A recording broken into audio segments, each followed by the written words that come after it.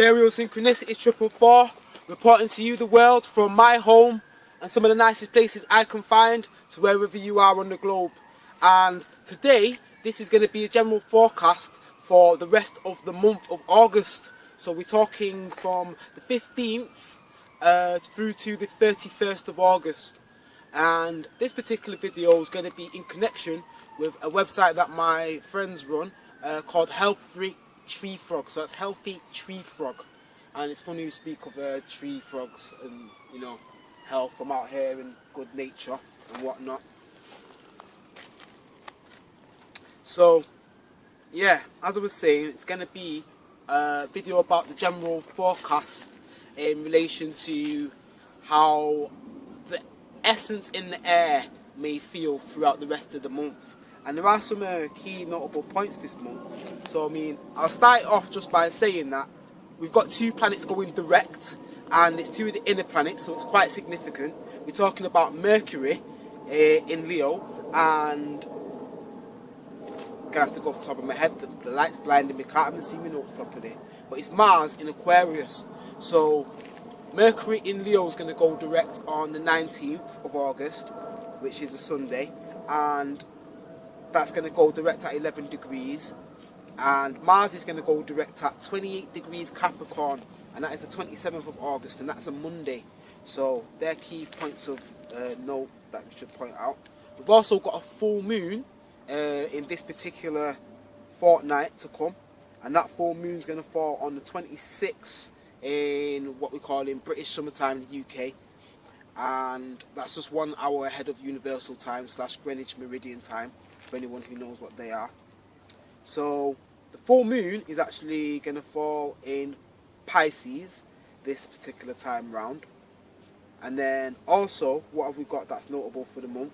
So yeah, the sun goes into Virgo, so that's going to be on the 23rd, and it's going to be at about 5 o'clock, 9 minutes past 5 in the morning, British summertime. So happy birthday to all the Virgos, and happy Virgo season for that coming up. Have to put that in. So I had a little meditation on the ingress chart. See if I can get my eyes to focus properly. So I'll just read what I've written. Sun begins to form a grand trine with Saturn and Uranus. Mercury in Leo disposits the Sun, because Virgo's ruled by Mercury. And then it says with Saturn and Venus in signs of rulership. So Venus is in Libra, which is a sign that it rules, and Saturn is in Capricorn, which is a sign that that particular planet has rulership over. So they're going to be something to bear in mind through the Virgo season. Then another key point of note. Oh, so as the sun actually goes right into Virgo, the moon is sitting at the midpoint of two of the big buddies on the block, as they've been known to be called, Mars and Pluto. So I believe Pluto's at about 19 degrees Capricorn, Mars being at 28. The moon's going to be around 23 degrees of Capricorn, and that might be a significant factor this month in the sense of what's to come. And I feel like that could be like really transformative energy in terms of the people inside and out, is one way to put that. Yeah, I put it down there as serious pragmatism. So that's definitely something to bear in mind, and that's going to be like at August the 23rd, literally 10 past 5 in the morning, 9 minutes past 5 a.m. Let's just see. Oh, so all planets are disposited by Saturn. So Saturn's going to be one of the strongest rulers in this particular ingress into Virgo. Oh, with a grand trine forming from Saturn, Uranus and the Sun. So yeah, as I say, Saturn's going to be strong in that mix. So which way do I want to slice this up? Right. Okay, I'll just step to it. You've got the moon going through the signs at the rate of about 1 sign every 2 days or so. So from the 16th, we're going to have the moon go into Scorpio, 16th of August, and that is going to literally be void on that day between the hours of what, 5 to 9 and 5 to 10 in British summertime. So about an hour, which is basically a time where it's not making any what they call Ptolemaic aspects to anything. Not a good time to start anything. But it's only an hour, very short void moon. Then the 18th, it's going to move into Sagittarius. And that's going to be around, what, 5:45 in the evening. Be a void moon for about an hour and 37 minutes on that day. From 7 minutes past 4 p.m. to 17:44, so that's basically 5:45. Then the 21st, you're going to have the moon go into Capricorn, and this day is going to be really interesting because the moon's going to be void for about 4 hours, but it's only going to really be from, in British summertime terms, 1 o'clock till about 5 o'clock in the morning, roughly, so nothing to really too worry about unless you're out. Then the 23rd of August, you're going to have the moon go into Aquarius, but it will be void before it gets there for 2 hours and 35 minutes. And it goes into Aquarius at 5 to 6 p.m, so in the evening. So it'll be void from 20 past 3 up until 5 to 6 when it goes into Aquarius.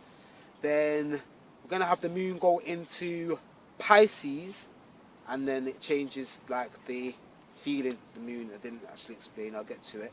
But that's going to be on the 26th, and this is going to be the most interesting as the moon is going to be void for a whole day. So about 24 hours, nearly 25 hours, like 7 minutes of 25 hours. So from the 25th, 5 o'clock in the morning, through till the 26th, 6 o'clock, 5:30 in the morning. So yeah, 5:30, 25th to 5:30 on the 26th. It's going to be void until it enters Pisces at 6:31 on August 26th. Then it's going to remain in Pisces until the 28th, and it's not going to go in until 25 to 6 again. So that's in the evening this time actually. Sorry, because I might have said evening before, but it goes in the morning, the last one, evening on this one. But it will be void for about a couple of hours between 5 to 3 and 25 to 6 in the evening on the 28th of August. And the 31st of August, the last day of the month, the moon will be void for a short time from 5 past 12 to 2:30, so for about 2 hours and 30 minutes. It's 2 hours and 24 to be exact. So void moons anyway, to explain the significance of why I've pointed that out and the difference of where the moon goes throughout the course of the month, is that when the moon is making what they call a Ptolemaic aspect, which is a trine, square, a sextile, a conjunction to another planet, it basically is getting some kind of reflection or light shone upon itself, so therefore acting with a body of another planet. So the moon's more of a reflector. When it's not actually got anything shining against it or towards it, that is when it is considered void and doesn't operate so well. So the best way to put it, and I've got to give a little shout out to Steve Judd because he put me on this, or he's up on it, is that it's best to just do normal, mundane, routine things when the moon is void, and don't do anything too new or expansive or out of the ordinary, because it won't generally tend to take off the way you will want it to. But there is also the reverse factor, if that is something that you don't really want to work out so well, or that's probably a better time to start it. And that's kind of a reverse way of kind of working with some of these energies sometimes.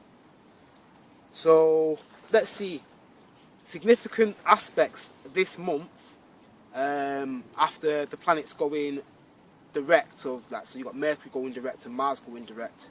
The full moon in Pisces is going to be at 3 degrees, and it's actually going to be in a very fortuitous spot because the Sun is going to be forming a grand trine with the planets Uranus in Taurus at 2 degrees and Saturn in Capricorn at 2 degrees, and the Sun will be at 3 degrees in Virgo with the moon at 3 degrees in Pisces, and it's actually going to form a grand kite.